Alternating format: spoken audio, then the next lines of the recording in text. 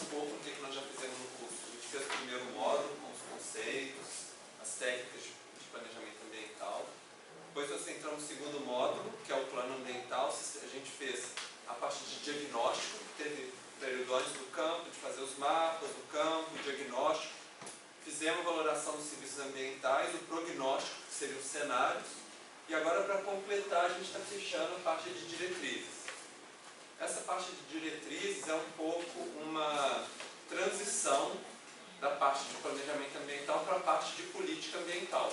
Porque já nós vamos chegar na parte mais de proposição do que fazer para atingir certos objetivos, né?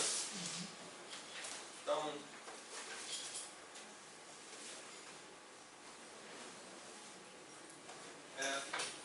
o conteúdo da aula de hoje, então, nós vamos começar com a parte expositiva, que é de tipologia de projetos e intervenções, tipos de projetos e intervenções que podem ser propostos, sobre a regulação do uso e da ocupação do solo.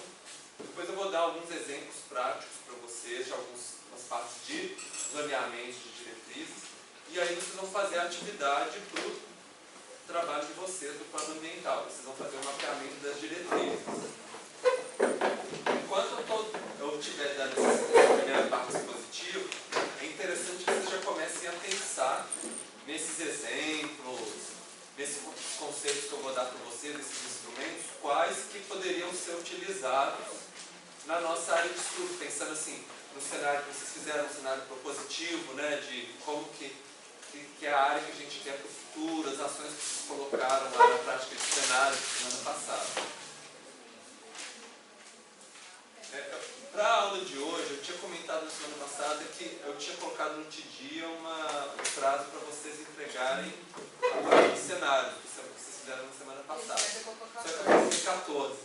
De qualquer forma, quem for entregar, já que eu coloquei errado, então quem for entregar até o dia 14 não tem problema. Tá?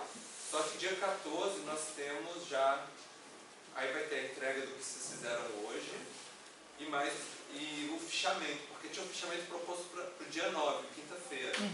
Aí eu vou adiar o prazo também para terça-feira que vem, tá bom? Porque vocês têm o final de semana para vocês lerem. Certo?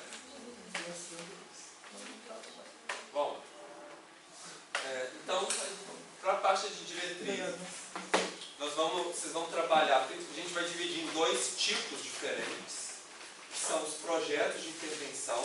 Normalmente são aqueles assim, que em geral teriam um início, um meio e um fim, né? Assim, vamos fazer esse projeto, executou e conseguiu o resultado. E a parte de regulamento e orientação de ocupação, que é aquela onde a gente fala assim, nessa região aqui, quem for fazer uma atividade tem que seguir certas orientações, certas normas. Então, quem está propondo que vai agir, e o outro você faz uma norma para que uma outra pessoa haja da maneira correta, né? Então, são duas formas diferentes de diretrizes que nós vamos trabalhar hoje. Então, primeiro na parte de projetos, a gente pode pensar que nós podemos fazer uma hierarquia dos projetos. Então a gente tem um plano geral, que é o que vocês estão fazendo. Temos cada um dos projetos e a gente pode agrupar esses projetos em programas. Normalmente é assim que se faz o planejamento, pensando assim que o programa é uma maneira de coordenar um conjunto de projetos que estão mais ou menos sobre o mesmo tema. Então, por exemplo, vamos supor que a gente resolve fazer um programa de unidade de conservação, por exemplo. E aí tem vários projetos. Um projeto vai fazer planos de manejo, um projeto dentro de uma Secretaria de Meio Ambiente, né? Para criar novas unidades de conservação, para estimular o turismo, para fazer educação ambiental. Então, aí um departamento normalmente vai tomar conta de um programa, né? E outro departamento vai tomar conta de um outro programa, por exemplo. É uma maneira de organizar os projetos, né? Os projetos de intervenção a gente pode dividir normalmente em dois tipos. Um é o que a gente chama de medidas estruturadas. São aquelas que a gente vai agir e elas vão criar um efeito físico no ambiente. As mais comuns de falar são as obras de engenharia. Então, uma obra de drenagem, uma ponte, uma rua, um edifício, qualquer Então, que depois que executado vai ficar lá a obra, né, no lugar onde ela foi feita. Existe uma outra que, às vezes, alguns livros colocam, outros não, por exemplo, recuperação de áreas degradadas, se é a medida estrutural ou não. Alguns livros de engenharia mais estritos falam que medidas estruturais é só a obra de engenharia mesmo, concreto, armado, né? Mas, de uma maneira geral, num âmbito mais geral de planejamento ambiental, a gente coloca assim, todas as que têm um efeito físico. Então, por exemplo, uma recuperação de área degradada, você vai colocar uma vegetação no lugar que seja, por exemplo. Então, depois que terminar o projeto, você vai ter um efeito na área que ele é palpável. Então, a gente poderia chamar de medida estrutural também, né? Além disso, para recuperar uma área degradada, às vezes, a gente tem que fazer algumas obras também de planagem, de trazer solo e alguns outros tipos de intervenção também estão em conjunto. Então, além das medidas estruturais, a gente tem as medidas que a gente chama de não estruturais. E em alguns termos em inglês a gente chama de hard measures e soft measures, né? Que é duras e macias. As não estruturais, normalmente, elas não têm um efeito direto físico no ambiente, mas elas vão atuar, por exemplo, através das pessoas que vivem no lugar e que essas pessoas vão criar ou não impacto no ambiente. Então, por exemplo, uma campanha educativa, pode ser um projeto, por exemplo, né? Uma capacitação técnica dos técnicos que trabalham na área ambiental, um sistema de gestão, que é mais do que a capacitação, um sistema de como as pessoas se comunicam e como tomam as decisões também. Esse sistema de decisões, a gente pode pensar, pode ser um sistema de gestão ambiental de uma secretaria inteira, ou pode ser, por exemplo, um sistema de atendimento a emergências de desastres naturais. Então, é uma maneira, por exemplo, o pessoal chama de Early Warning Systems também, que é tipo assim, quando está se aproximando um evento climático forte, as pessoas se prepararem para o que pode acontecer, né? Então, são maneiras que envolvem, assim, mais do que o equipamento físico, elas envolvem como as pessoas interagem umas com as outras. Além do sistema de gestão, a gente pode pensar que a regulação é uma medida não estrutural, porque ela não age diretamente no território, mas ela vai influenciar como as pessoas se comportam. E para a regulação valer, funcionar mesmo, precisaria de ter uma fiscalização, por exemplo, que é justamente os técnicos poderem ir e ter perna para conferir se as pessoas estão fazendo ou não. Além desses, tem um grupo de instrumentos econômicos que também são considerados não estruturais, e aí tem vários. A gente já viu, por exemplo, alguns incentivos, por exemplo, política de pagamento por serviços ambientais, por exemplo, pode ser uma medida não estrutural. As compensações, elas podem ser em dois sentidos. Pode ser o seguinte: se alguém for fazer um impacto no meio ambiente, vai ter que pagar uma compensação para melhorar o ambiente de uma outra forma, compensar para a sociedade de uma outra maneira. Green Bonds entra nessa parte? Oi? Desculpa. Green Bonds entra nessa parte? Green Bonds, sim. Acontece o seguinte, o que vem de verde. Esqueci o nome, esqueci em português como fala. Peraí, deixa eu lembrar. Eu já te pergunto já. Bom, e a compensação também pode ser no sentido contrário. Assim, alguém que sofreu um impacto ambiental e aí vai ser compensado, seja por quem fez o impacto, ou, por exemplo, pode ser pela prefeitura, pelo poder público, que vai compensar as pessoas que sofreram um certo impacto, né? E tem as multas, que aí estaria muito ligado à questão da fiscalização também. Fiscalizou, aí vai fazer uma multa que vai desestimular a pessoa por medo da multa, né? Ou para não reincidir, ou mesmo para não levar a multa, vai mudar o comportamento. Então, vocês veem que existem várias medidas não estruturais, né? Que podem ser pensadas e que são projetos que podem ser interessantes. Então, vocês podem pensar quais dessas medidas, por exemplo, que poderiam, tanto estruturais quanto não estruturais, que poderiam ser propostas na nossa área de estudo para resolver os problemas que vocês viram. Professor, os impactos ambientais. Sim. A compensação que eu perguntei que era Green Bonds é os títulos verdes. Títulos verdes? Eu não conheço muito bem qual que é o contexto exatamente.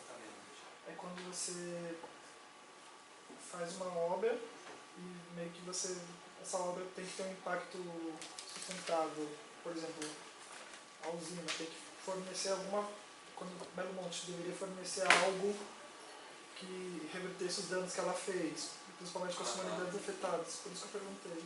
E são projetos que impactam... Nesse caso seria uma compensação ambiental. Eu não tinha ouvido nesses termos ainda, depois eu vou até dar uma pesquisada para poder te falar com mais detalhe. Mas nesse termo que você falou, seria um tipo de compensação sim.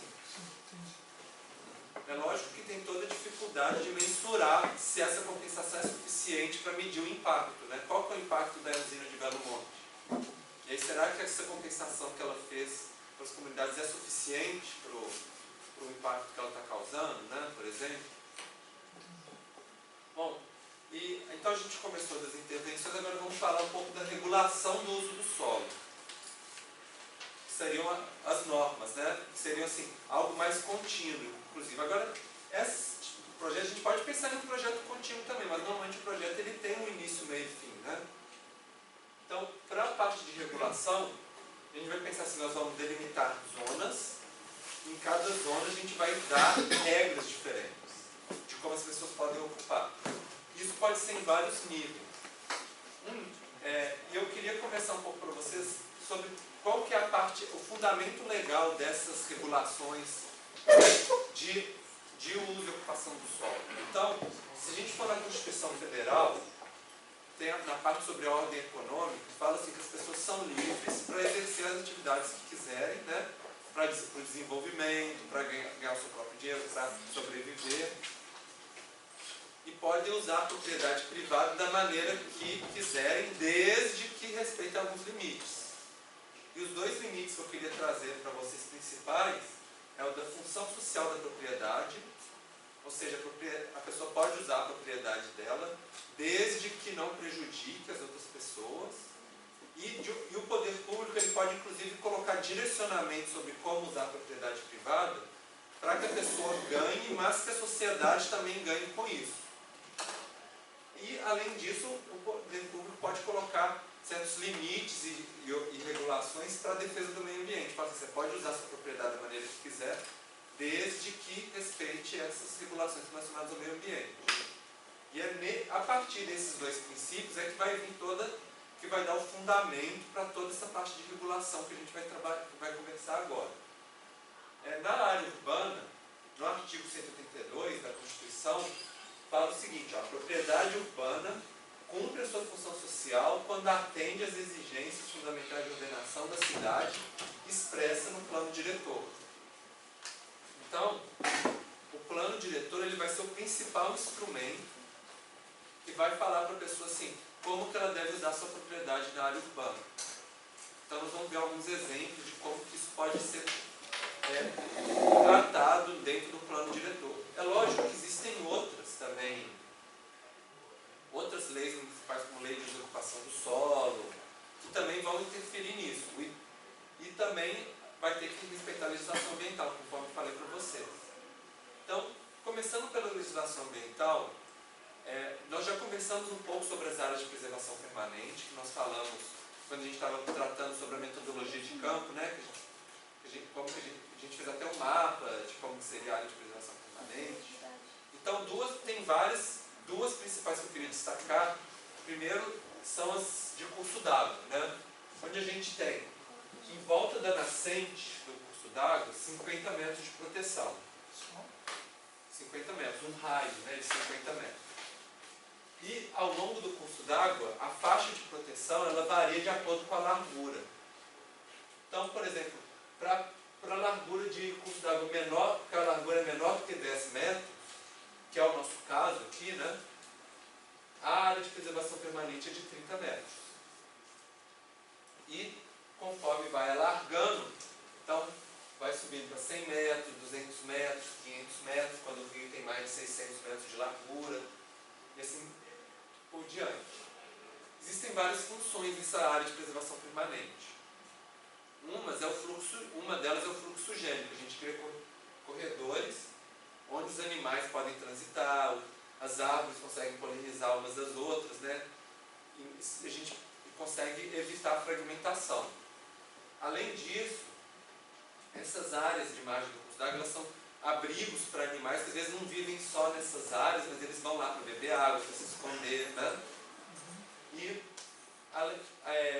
existem outras funções também. Por exemplo, as malhas ciliares, elas são o que a gente chama de buffer, né? De faixa de proteção dos cursos d'água. Então, elas evitam, servem como se fosse um filtro, tanto na parte superficial quanto subsuperficial, por causa das raízes e da matéria orgânica, para filtrar a poluição que poderia chegar nos rios, a poluição e os sedimentos também, né, no caso. Então, quanto maior, maior seria a proteção. Além disso, tem a função relacionada à quantidade de água, porque conforme cai a matéria orgânica da vegetação, e essa matéria orgânica mistura no solo, fica como se fosse uma esponja, né? E aí, quando chove, essa esponja ela absorve uma parte da água, então a água não vai toda para os rios, causando inundação. E depois essa esponja, quando acaba a chuva, ela vai soltando a água aos poucos, na época seca de estiagem, né? E mantendo a água no período mais seco, que também é importante para o uso da água.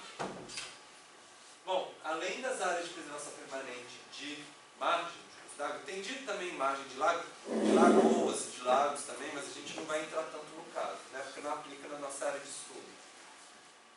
Tem as áreas de preservação permanente de encostas. Então, quando a inclinação, eu coloquei aqui, ó, 45 graus, né? Tá 45 graus ou maior, mais inclinado do que isso, né? Então, essa área também deve ser preservada como área de preservação permanente. Então, por exemplo, seria uma área de encosta, né? Essas áreas, elas têm um papel importante de evitar deslizamento de terra. Então, se você desmata, se você ocupa essas encostas, você aumenta muito o risco de ter deslizamento. Então, é muito por essa questão de segurança mesmo, de estabilidade do terreno, né?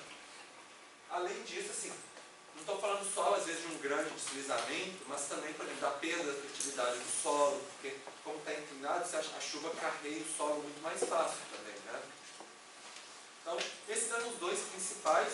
A gente fala 45%, mas a lei também fala 100%, não, 45 graus, né? Mas a lei também fala 100%, que é uma outra maneira de escrever, porque, na verdade, essa maneira de porcentagem é o seguinte. Vamos supor que aqui está a nossa encosta. Se a altura vertical, a distância vertical e a distância horizontal forem a mesma, por exemplo, 1 e 1, então 1 dividido por 1 vai dar 1, né? 100%. Então é mais ou menos essa que é a ideia. É 100% quanto a altura e a distância são iguais. Então fica 45 graus. Bom, agora, essa proteção das áreas de preservação permanente não é total. Primeiro, é autorizado fazer intervenções, uma lista que tem na legislação, que foi atualizada, né, em 2012, quando teve a mudança do Código Florestal, e que são principalmente as de utilidade pública e as de interesse social, que são obras muitas vezes feitas pelo poder público e que são de interesse da população para melhorar a qualidade de vida da população. Então, é autorizado intervir. Eu vou explicar depois com mais detalhes ela. E um outro problema nas áreas urbanas é que depois que a área de preservação permanente já foi ocupada, é muito difícil de retirar. Porque aí você já tem as pessoas vivendo lá, já tem obras de infraestrutura, das casas, das vias. Então, para tirar isso é um custo, é um prejuízo muito grande. E também um prejuízo social grande. Então, antes de 2012, meio que se fechava o olho para muitas dessas situações na área urbana. Hoje em dia também, mas assim, desde 2012, quando teve essa mudança, oferecia uma alternativa para os municípios, que é o seguinte: o município ele pode regularizar uma ocupação em área de preservação permanente, falando assim, essa área já está consolidada, por exemplo, desde que se faça um estudo técnico para mostrar assim, quais que são os riscos e os impactos ambientais nessa área e como que pode atuar para mitigar esses riscos, para mitigar esses impactos, para compensar de uma maneira que as pessoas não sofram com isso. Então, fazendo esse estudo técnico, falou assim, olha, se fizer isso, isso, isso, vai resolver o problema Então o município pode autorizar e falar assim, não, então vocês podem ficar aqui, ou pode manter essa intervenção aqui numa área de preservação permanente, não vai ter problema. O plano diretor, ele pode já dar diretrizes em relação a isso já. Falar assim, olha, nessa área vai precisar de fazer tal tipo de estudo, nessa área tem que tomar conta de tal tipo de impacto.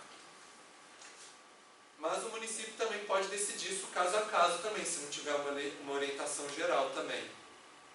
Então, e esses estudos, eles podem ser tanto estudo feito pelo município, por exemplo, o município faz uma área, por exemplo, de interesse social, por exemplo, uma área, uma favela, né, uma comunidade um aglomerado subnormal, uma área precária, e faz um estudo lá para falar assim, olha, se a gente fizer uma obra aqui, outra aqui, a gente tira os riscos dessas pessoas que estão na área de preservação permanente, de inundação, na beira do rio, de deslizamento, né? E aí consolida essa ocupação lá. Ou pode ser também um estudo feito por um ente privado, por exemplo, uma empresa que está instalada no local, e aí ela faz esse estudo para poder, se o município aprovar esse estudo, as medidas de compensação e de mitigação dos impactos, pode autorizar a empresa a ficar lá também. Na prática, lógico que isso vai depender se o município vai ter perna, né, para fiscalizar essas ocupações e para analisar esses estudos e fazer valer esse instrumento. Então, alguns municípios ainda estão muito atrás nisso, mas tem alternativa na lei, né, para que isso possa ser feito. Sobre a utilidade pública e interesse social, existe uma lista grande, mas eu queria ressaltar algumas, né, para vocês terem uma ideia melhor de quando que tem essa autorização.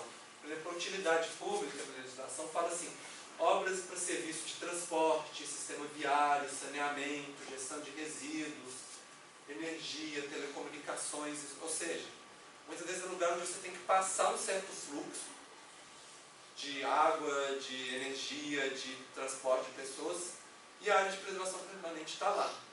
Então, normalmente tem uma autorização para que o poder público possa fazer essas obras. E de interesse social também não é tão diferente um do outro. Mas são, às vezes, assim, mais do ponto de vista mais comunitário. Por exemplo, criação de áreas de lazer, de esportes, né, dentro de uma área de preservação permanente. Pode ser um parque linear, por exemplo, né, na beira de um rio, e que vai trazer uma qualidade de vida melhor para a população. Como interesse social também tem essa parte de captação e condução de efluentes também. Pensando que se você desvia, por exemplo, o esgoto de cair nos rios, você aumenta a qualidade da água e aumenta a qualidade de vida da população que está lá também, né? Então essa parte de saneamento de coleta de efluentes também é um ponto importante. Então a gente falou das áreas de preservação permanente. Agora eu queria falar um pouco de algumas que são normalmente mais relacionadas aos planos diretores e leis de uso e ocupação do solo municipais. Na escala, vamos começar da escala do lote, por exemplo, né? Você tem um lote. Quais são as diretrizes, as regulações que podem ser aplicadas? Uma muito importante para a questão ambiental é o que a gente chama de taxa de permeabilidade. E que ela é mais ou menos casada com esse índice de área vegetável. Eles são muito parecidos. A taxa de permeabilidade é que você tem que deixar uma área do seu terreno desocupada, não pode estar impermeabilizada, quer dizer, cimentada, né, com construção. Isso é muito importante para deixar pelo menos alguma área que vai infiltrar água no solo. Porque se a gente impermeabiliza tudo, a água vai muito rápido para os rios e causa as inundações. Só fazendo uma observação, agora nessa parte que eu vou entrar agora, pessoal, é um pouco assim, é uma visão assim, bem geral de algo que vocês vão aprofundar. Quem quiser fazer disciplina de uso e ocupação do solo, alguém aqui já fez? Então, aí vê com muito mais profundidade, gestão urbana ambiental, regulação urbanística e ambiental também vê com mais profundidade. Aqui a gente vai ver só alguns principais para dar elementos para vocês usarem no trabalho de vocês, tá? Mas quem quiser, inclusive, contribuir, quem já fez as disciplinas como a e quiser contribuir também, pode ficar à vontade, tá? Para comentar.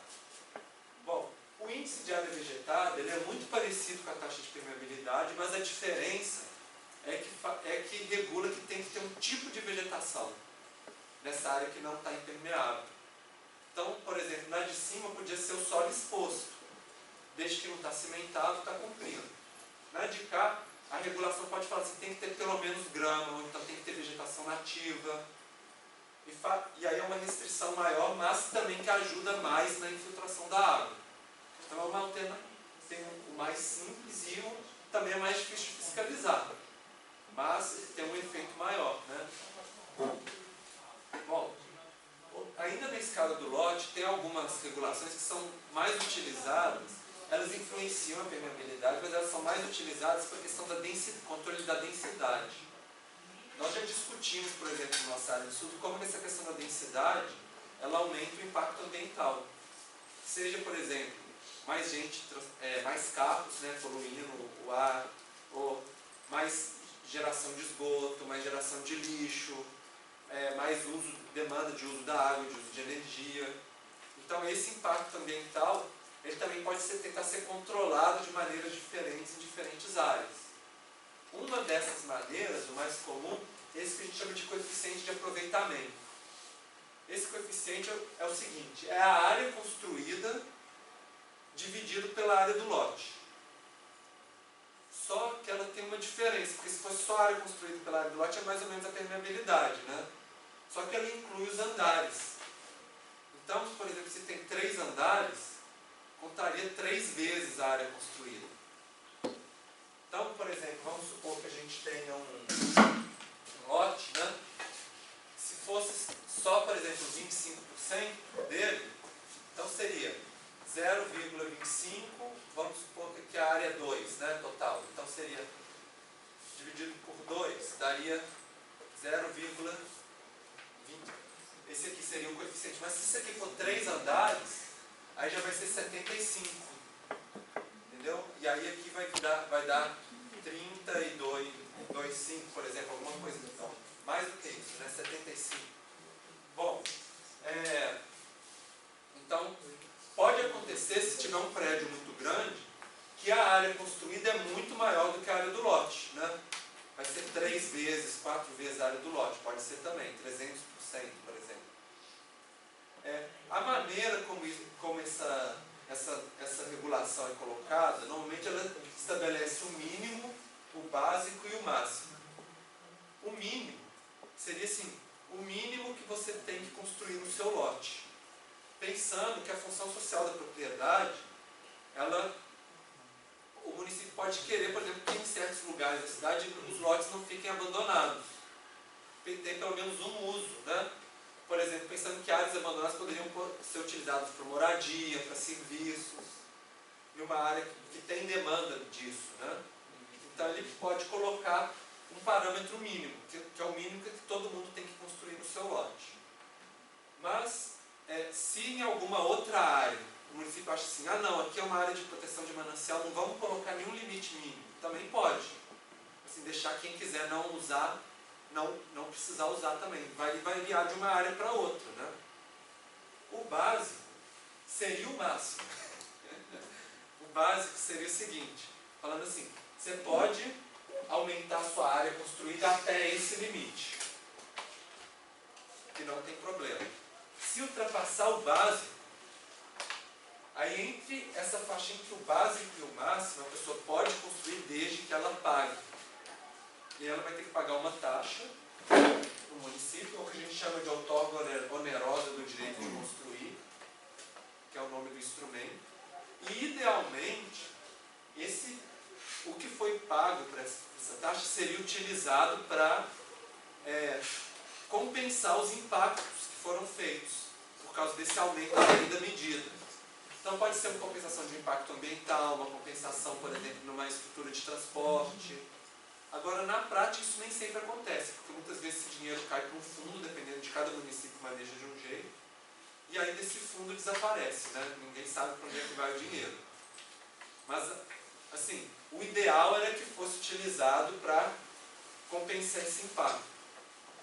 E, assim, é lógico que existem casos em que realmente acontece. Tem inclusive uma negociação direta, às vezes o próprio empreendedor que faz, ele que mesmo faz a compensação do entorno.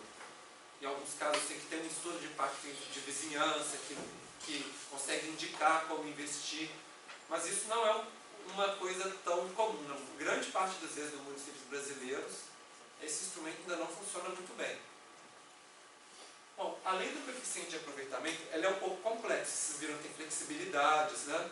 E, inclusive, assim, existem lobbies, estou comentando o básico para vocês, mas lobbies, assim, várias letrinhas, nuances sutis na legislação de coeficiente de aproveitamento que tem pressão do setor imobiliário para achar umas brechinhas. Por exemplo, então varanda não vai contar com área construída, garagem, estacionamento, não sei o quê, e aí eles vão achando umas brechinhas assim também. Então, cria umas situações complicadas também. Uma outra forma mais simples que alguns municípios fazem é estipular o gabarito que seria uma altura máxima dos edifícios. Indiretamente você controla a densidade, falando assim, aqui só vai ter casa, aqui só vai ter prédio até 3 andares. Um pouco mais complexo é o volume, que é a área vezes a altura, né? Mas que também não é tão difícil de calcular também. Daria para falar, o volume máximo é esse, por exemplo, de um edifício. E essa parte da altura ela também é útil em alguns casos onde a gente quer controlar também a questão do sombreamento. Pode ser um sombreamento na beira de uma praia, por exemplo, para não deixar, por exemplo, que aí depois de meio-dia, toda tarde, não tem mais sol na praia. Porque então, os edifícios tamparam o sol, por exemplo. Isso desestimula o turismo, né? E pode ser não só numa praia, pode ser num parque, por exemplo, né? Numa área verde, numa praça, onde a gente quer estimular que as pessoas tenham sol, né? Por exemplo. Eu falei agora essas regulações que é na escala do lote. A gente pode pensar que também pode ter uma regulação para novos loteamentos. Quando vai criar um loteamento novo, por exemplo. Então, o mais normal é falar um tamanho mínimo de lote.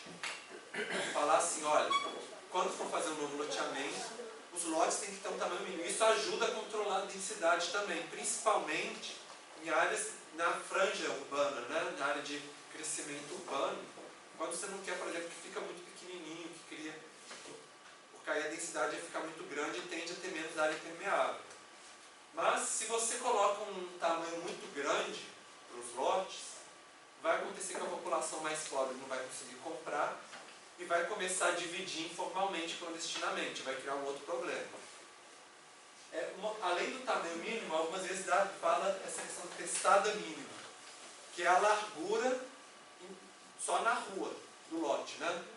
Sem precisar calcular a área inteira. É uma maneira mais simplificada, mas que tem mais ou menos o mesmo objetivo também de regular a densidade de ocupação.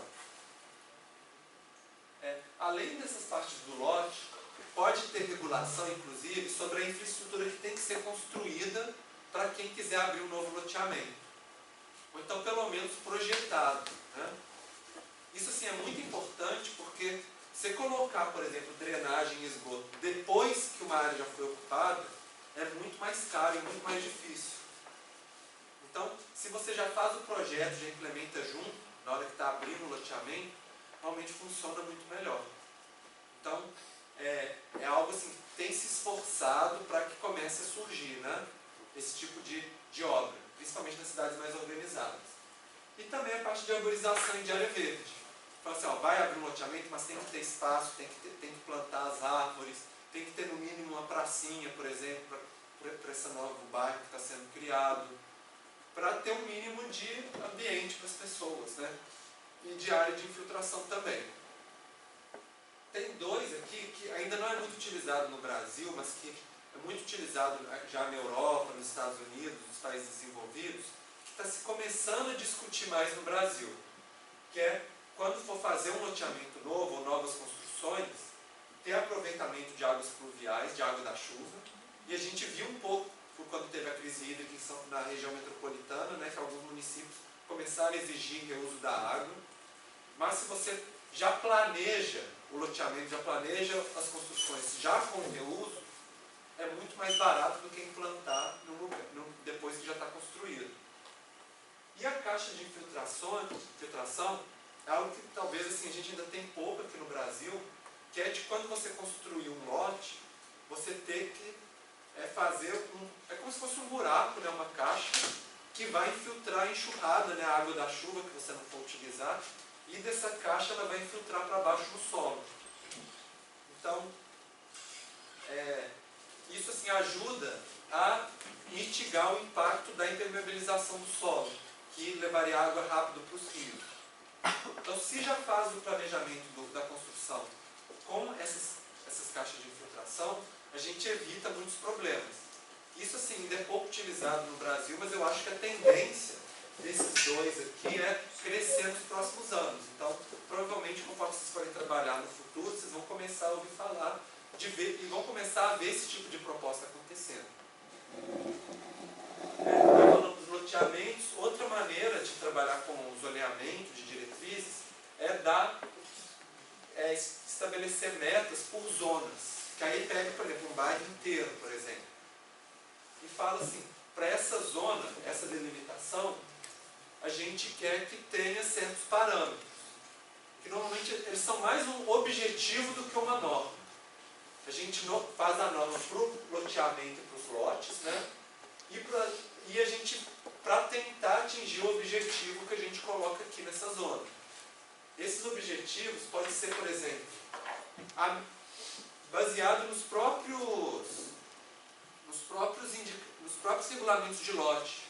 Como se fosse assim, qual que é a permeabilidade, a área permeável, né, que não está impermeabilizada, no bairro inteiro. E aí fazer essa avaliação. Ou então, por exemplo, quanto de vegetação ou de área verde que tem nesse bairro, né? E também pode ser, por exemplo, o que a gente quer, pode ser, por exemplo, a densidade habitacional. Será que a regulação que a gente está fazendo, quando o bairro for todo ocupado, né, as áreas que estão livres forem ocupadas, será que vai atingir o objetivo de densidade que a gente quer ou será que vai ultrapassar? Se for ultrapassar esses objetivos, é sinal de que a gente precisa rever essa regulação por lote, regulação por loteamento, para conseguir atingir os objetivos que a gente especificar pelas zonas. Então, já mostrei para vocês alguns tipos, e vocês podem pensar, por exemplo, na nossa área de estudo, né, que tipo de regulação por lote seria interessante, ou que tipo de regulação para expansão imobiliária, nas áreas que estão ocupadas, ou quais que são os objetivos gerais de área verde ou de densidade habitacional que seriam importantes para cada área diferente, zona, a gente dividir a nossa área de estudo, especificar isso, né? Então, além dessa parte de regulação, existem alguns instrumentos que o poder público pode utilizar para atingir, por exemplo, os objetivos relacionados ao planejamento ambiental. Então, o Estatuto da Cidade, que fala o que o plano diretor pode fazer, coloca alguns instrumentos que são interessantes. Um é o de desapropriação. Então, o poder público pode falar assim, gente, cai fora daí, eu vou utilizar essa área para outra coisa. Seja para uma área verde, seja, por exemplo, para algum outro tipo, né, de atividade para deixar a vegetação regenerar, e pode retirar as pessoas. Só que quando faz isso, tem que pagar para as pessoas que estão lá. Então, muitas vezes o município não quer fazer isso porque é muito caro um lote na área urbana. Ou algumas vezes até faz, mas aí paga com título da dívida pública, enrola para pagar, e aí também tem toda essa parte também. E isso cria um descontentamento da população também, lógico. Outro instrumento que é interessante, mas que é pouco utilizado, é o direito de preempção. Nesse direito de preempção, o município ele fala assim, delimita uma área e fala assim, essa área, quem já é dono pode continuar sendo dono. Muitas vezes assim, com uma restrição bem grande de uso, por exemplo, uma área de proteção de manancial. Mas, se um dia a pessoa for vender essa área, o poder público tem o direito de escolher se ele vai comprar, antes de vender para outra pessoa. E aí, assim, teria que pagar um perito judicial para ver qual que é o valor da área, e aí o poder público fala assim, eu quero comprar ou não, pode vender para outra pessoa. Então é um jeito de, aos poucos, gradualmente, o poder público ir adquirindo certas áreas, por exemplo. Outro instrumento que é interessante é o IPTU progressivo. O IPTU progressivo ele funciona desse jeito. Se um lote não está cumprindo a função social, ou seja, se não está cumprindo esses parâmetros que a gente conversou, por exemplo, aí o município começa a cobrar cada vez mais IPTU. Cada ano que passa vai aumentando o preço do IPTU que a pessoa tem que pagar, como um jeito de forçar a pessoa a obedecer a legislação. Então, é um instrumento que também que pode ser utilizado também. Então, falamos de regulação, de projetos, regulação, instrumentos, né? Eu queria dar para vocês alguns exemplos agora, mais aplicados de zoneamentos. Então, por exemplo, a gente pode pensar, existem planos de bacia hidrográfica que fazem um zoneamento com as diretrizes, planos de manejo de unidade de conservação, que também colocam restrições também de ocupação, planos diretores municipais que a gente já está conversando, e cartas de aptidão à urbanização, que são muito relacionadas à questão de orientar para não ocupar áreas com risco de desastres naturais. A gente vai conversar um pouquinho sobre elas também. Então, para dar um exemplo para vocês, eu vou apagar a luz aqui. Esse aqui é um zoneamento do Plano de Desenvolvimento e Proteção Ambiental da Bacia do Reservatório da Billings, né? Aqui em São Bernardo do Campo e de outros municípios, né? Santo André também e outros aqui do ABC. Então, é uma lei estadual que foi aprovada, foi discutida nos comitês de bacia, né, também. E ela, aqui em azul, teria a área de água, né? E teria várias zonas com cores diferentes que têm restrições diferentes de ocupação. Então, essas áreas mais escuras são as áreas de proteção ambiental, que é a área de restrição à ocupação. São áreas onde a gente tem unidades de proteção integral. É o Parque da Serra do Mar, acho que aqui é o Parque do Pedroso, né? E essas áreas não podem ser ocupadas. As outras áreas, elas têm restrições diferentes. Umas têm mais restrições, outras têm menos, e outras têm características especiais. Por exemplo, essas áreas amarelas, elas são áreas de ocupação especial. Geralmente são áreas mais pobres, onde as políticas públicas têm que ser direcionadas de uma maneira diferente, tanto para melhorar a qualidade de vida e do ambiente dessa população que vive lá, quanto também para evitar, por exemplo, dinâmicas de expansão que entrem dentro de áreas que são importantes do ponto de vista ambiental também. Essas áreas, essa lei, ela não fala assim certinho assim, nessa área aqui o coeficiente de aproveitamento é esse. Não fala dessa maneira. Ela dá faixas. Fala assim, nessa área aqui, o coeficiente de aproveitamento deve estar entre isso e aquilo. E aí, dentro desse limite, os municípios, na hora que eles fazem o plano diretor, eles estabelecem o valor preciso do parâmetro dentro dessa faixa. Ou seja, o plano diretor do município ele tem que obedecer os parâmetros mínimos e máximos desse zoneamento daqui. Então, vocês veem como que um está encadeado com o outro, né?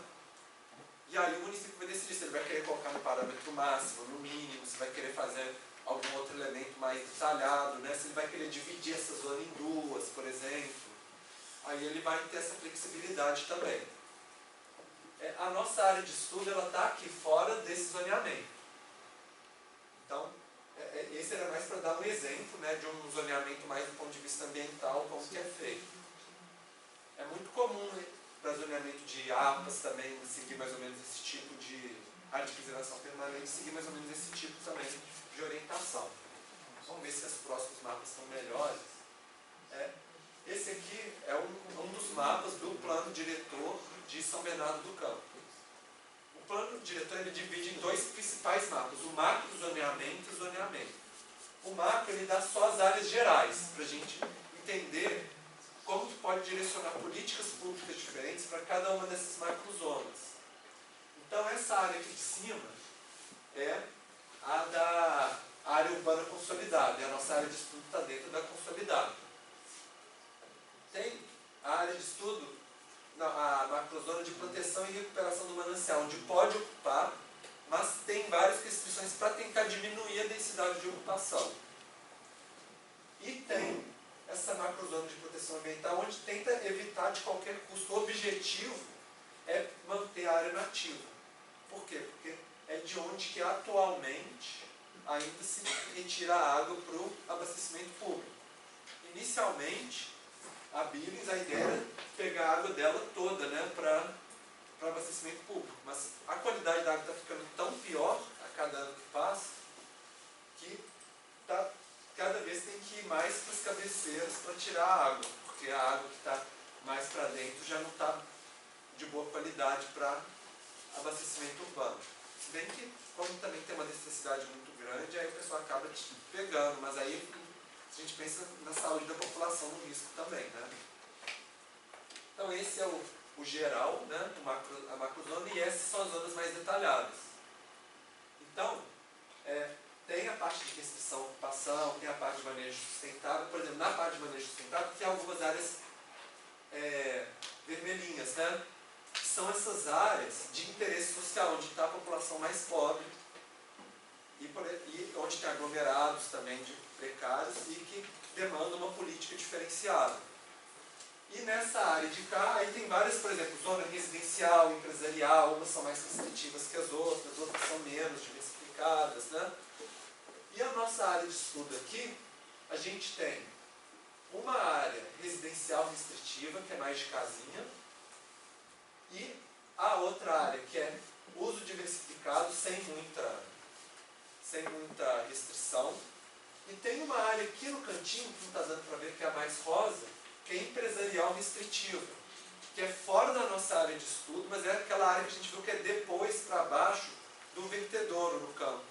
Aquela área onde tem o fórum, o Carrefour, que é uma área onde tem risco de inundação, né?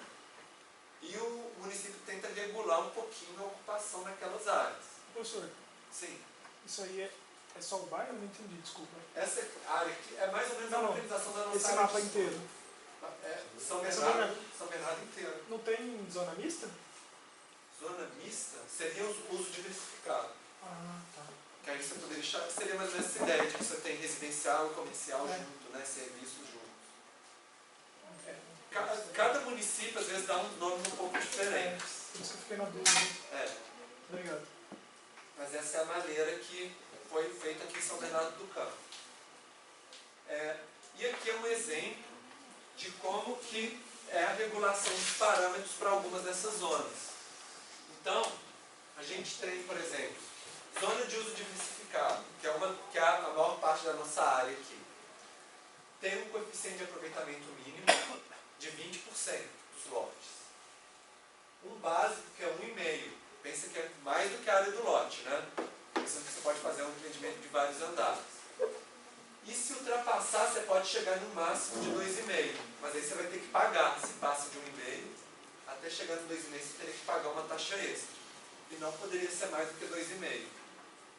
Para a zona empresarial restritiva, que é a parte ali para baixo, o coeficiente já é menor, tanto o básico quanto o máximo. Ou seja, você tem um limite maior do que na área diversificada. E na residencial restritiva, aí não pode ultrapassar 1,5. Nem tem máximo. Tem que parar aqui no básico. Então é mais restritivo ainda, né? Só para dar um exemplo de uma área onde tem uma restrição ambiental maior, na macrozona de proteção ambiental, a gente tem duas zonas, uma de manejo sustentável e outra de conservação ambiental, que tem outros parâmetros. Porque nessas áreas consolidadas, o único parâmetro que o plano diretor dá são esses aqui. Mas, na área em torno do reservatório, além de ter o CA máximo, olha só, o máximo aqui é 20%, que é o mínimo na outra, né? E não tem mínimo. Então, se a pessoa quiser deixar desocupada, pode. Porque está ajudando a preservar a região, né? E tem uma área mínima de terreno, lembra que eu falei para vocês dar tamanho mínimo de lote, né? Para evitar que tenha uma densidade muito grande. E tem tanta taxa de permeabilidade, que é a porcentagem de área permeável, que não está cimentada, quanto um índice de área vegetada, que é uma área que tem que ter vegetação, né?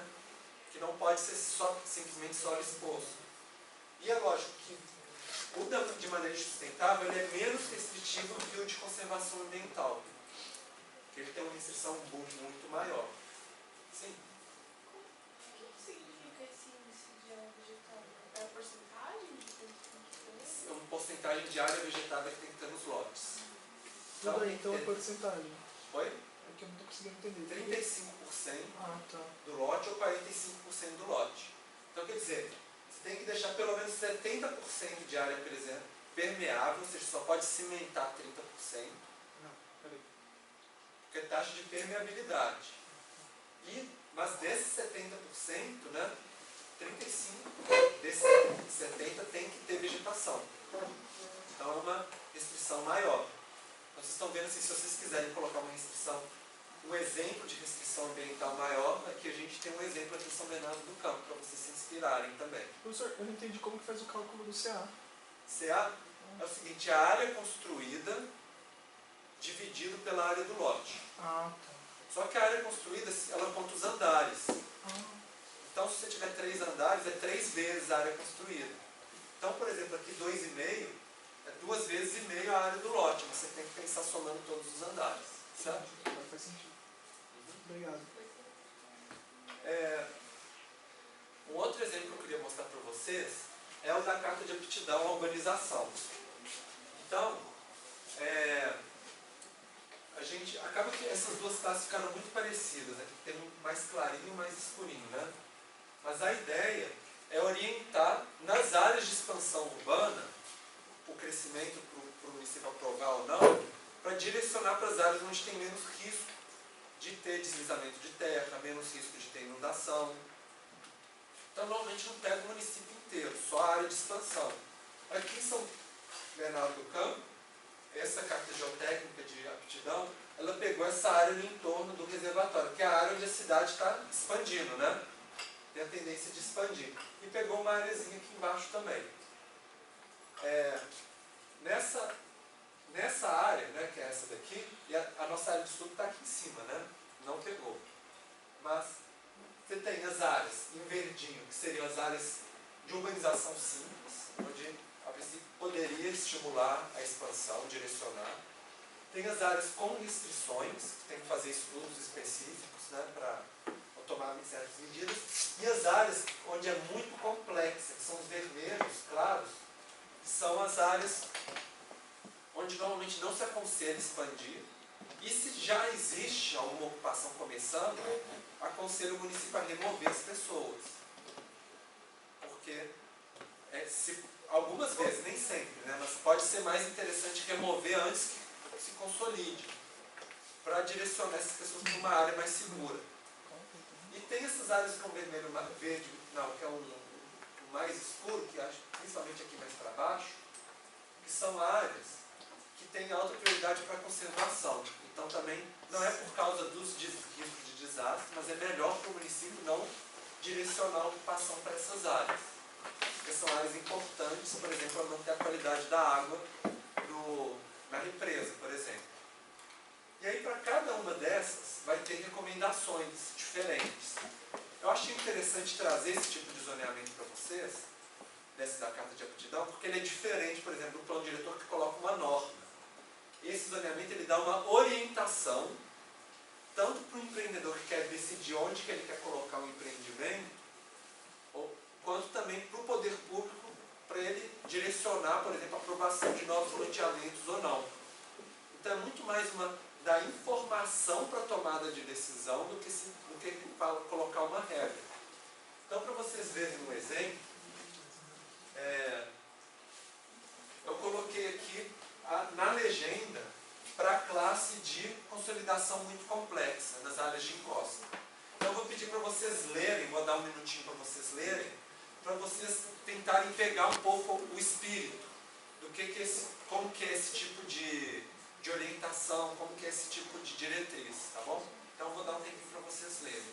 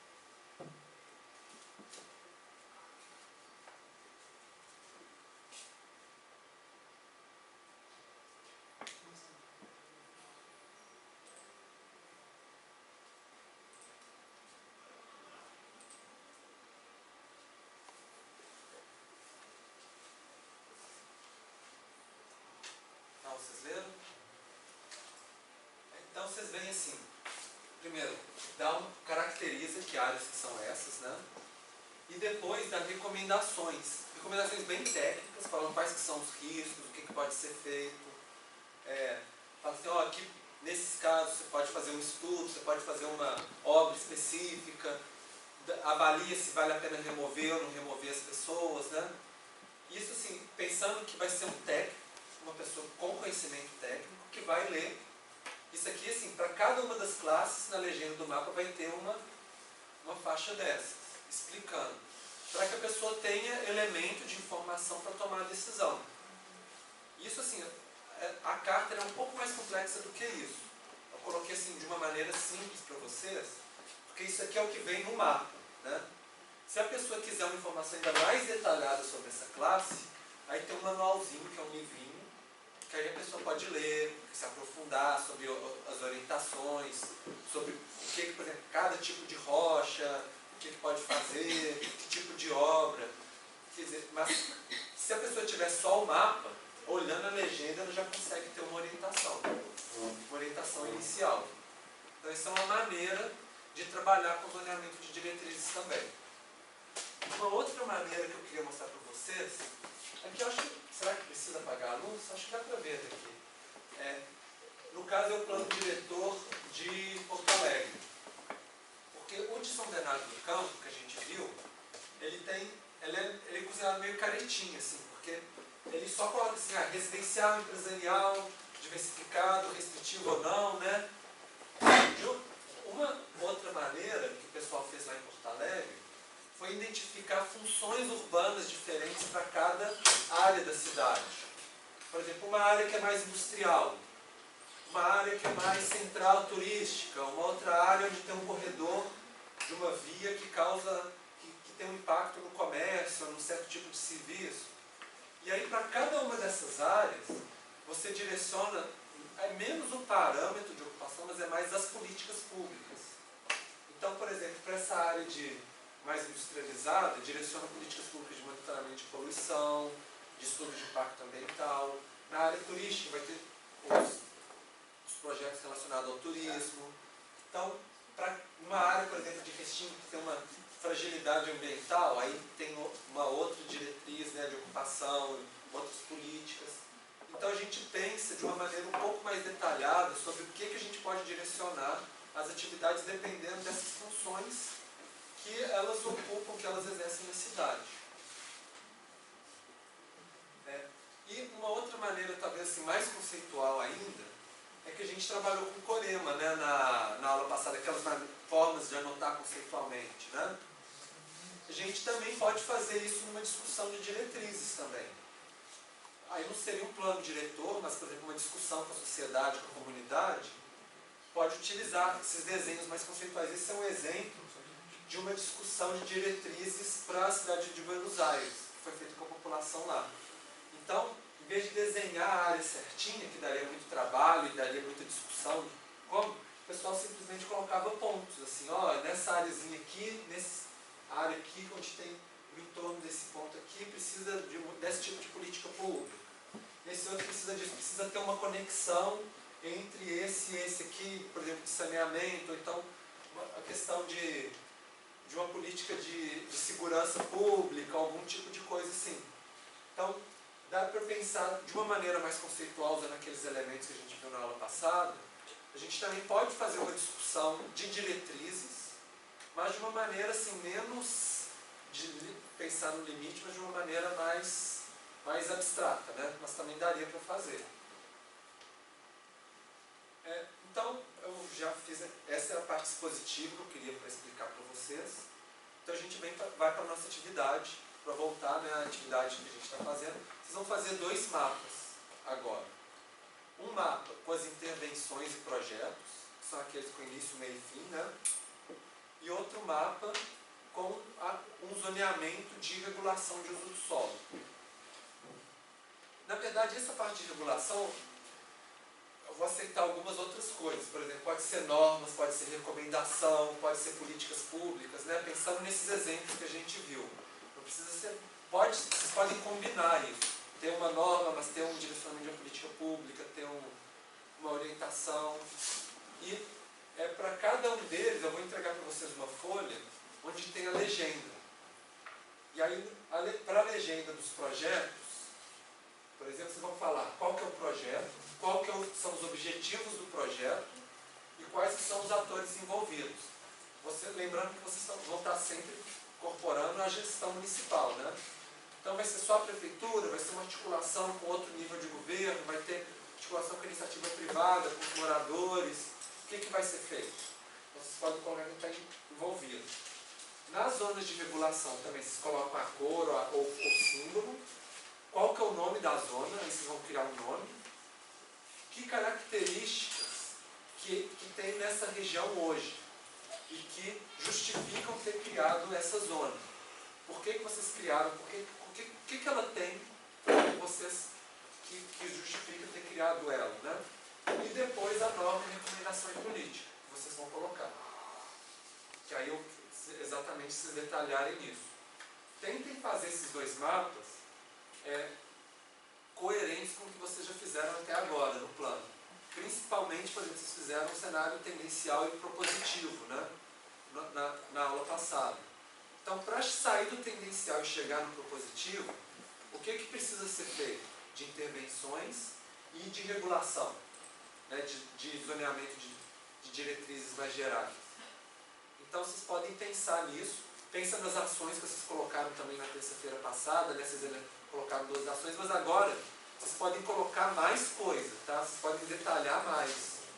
Não precisa se prender a só o que vocês fizeram no cenário, só o que vocês fizeram nas outras etapas. Vocês podem manter a coerência, mas vocês podem detalhar mais como que vocês podem fazer, imaginar outros projetos, outras regulações também, tá? Então, vocês podem sentar nos grupos. Eu vou passar o mapa em papel vegetal para vocês, 2 mapas. E só um pouquinho antes de vocês sentarem nos grupos, eu queria repassar, já que a gente está terminando agora as atividades, né, desse módulo, repassar para vocês um pouco do relatório final, que cada grupo vai ter que entregar, né? Então nós já fizemos várias coisas. E eu queria que vocês colocassem, né, eu esperaria que vocês colocassem esses resultados no relatório de vocês. Teve só um que a gente não terminou, mas eu gostaria que vocês colocassem também, eu vou explicar. Primeiro, eu acho que é importante vocês colocarem, começar o relatório com objetivo. O que vocês querem com esse plano. Depois, explicar a metodologia. E aí vocês têm os slides, vocês têm as aulas, né? E qual que é a metodologia que eu expliquei para vocês, mas vocês também explicaram o que vocês fizeram enquanto grupo, porque cada grupo fez um pouco diferente também. Então, vocês explicarem um pouco como que vocês chegaram nesses resultados. E aí os resultados, a gente tem os mapas que foram utilizados no trabalho de campo, vocês podem colocar e comentar eles, inclusive os que vocês não fizeram, mas que eu passei para vocês ficar lá no dia, né? As fotografias, tanto que vocês utilizaram do grupo, tiraram dos membros do grupo, quanto aquelas que a gente utilizou na aula também de fotografia, que a gente já referenciou as fotografias. Nós começamos a fazer um mapa de uso e cobertura do solo no QGIS, né? Então eu queria que cada grupo pelo menos apresentasse um mapa de uso e ocupação do solo atual da bacia. Vocês podem usar, fazer no QGIS, seguindo aquele exemplo da aula, ou vocês podem também fazer à mão. E aí, se o grupo quiser fazer à mão, pode pegar também mais um papel vegetal ou mais, se quiser, e desenhar à mão, não tem problema não, tá? Isso aí fica a escolha de vocês. Tem o diagnóstico de pressão e estado ambiental, vocês fizeram a ficha do grupo e os mapas. A valoração dos serviços ecossistêmicos nós fizemos na sala inteira, mas vocês podem pegar os gráficos e comentar e analisar eles. Os cenários que a gente fez na semana passada e as diretrizes que vocês vão fazer agora. Então, são muitos resultados. Vocês podem escolher o que vocês vão colocar no corpo do texto ou o que vocês vão colocar no anexo. Se vocês quiserem colocar mais coisa no anexo, para o texto fluir melhor, vocês escolhem a maneira que vocês acharem melhor. Vocês têm liberdade para isso. Mas o importante assim, é vocês interpretarem os produtos e de uma maneira articulada. Falando assim, ó, esse aqui tem a ver com esse, com aquele, por causa disso, vocês juntarem essas informações, não interpretar só cada um num bloquinho, tá? Para vocês fazerem de uma maneira mais integrada. Refletir sobre isso tudo que a gente fez, né? E no dia 21 é o prazo para vocês entregarem, que eu vou abrir lá no Tidia. E no dia 21 vocês vão fazer a apresentação também. E aí, todos os membros do grupo vão apresentar. A gente tem 5 grupos, né, eu acho. Acho que são 5 grupos. Então, eu acho que se a gente colocar uma aula de 2 horas, são uns 15, 20 minutos para cada grupo, já é suficiente. Então, cada integrante do grupo vai falar um pouquinho, mas todo mundo tem que falar, tá bom? Alguém tem alguma dúvida relacionada ao relatório? Não? Não tem limite de número de páginas, máximo ou mínimo. Vocês fiquem... eu acho que o importante é descobrirem o conteúdo. Nem tipo o tamanho de letra, né? Não, vocês ficam à vontade, tá? Mas é mais assim, porque tem conteúdo suficiente para vocês trabalharem. Então não vou ficar preocupado se do tamanho não, tá bom? Mais alguma dúvida? Tem que ser entregue impresso?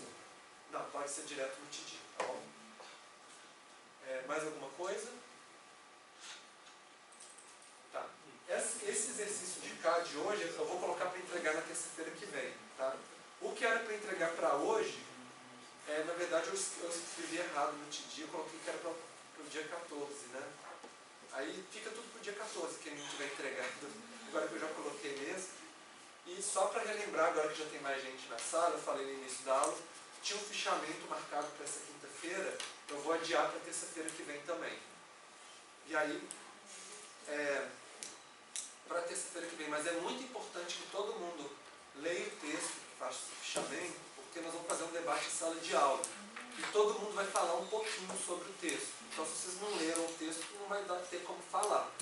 Então, é muito importante que vocês realmente leiam para participar do debate, tá bom? Alguma dúvida relacionada ao exercício agora? Se vocês tiverem, é só vocês falarem, tá? Eu vou estar aqui também para tirar dúvidas para vocês. Tá certo? Então, vamos começar. Quem quiser utilizar esse tempo agora, por exemplo, para já começar a fazer o mapa de uso e ocupação também, ou não, né? Ou aqui, ou ir ali no laboratório, ou quem terminar esse exercício e quiser começar essa parte, você também fica à vontade também, tá bom?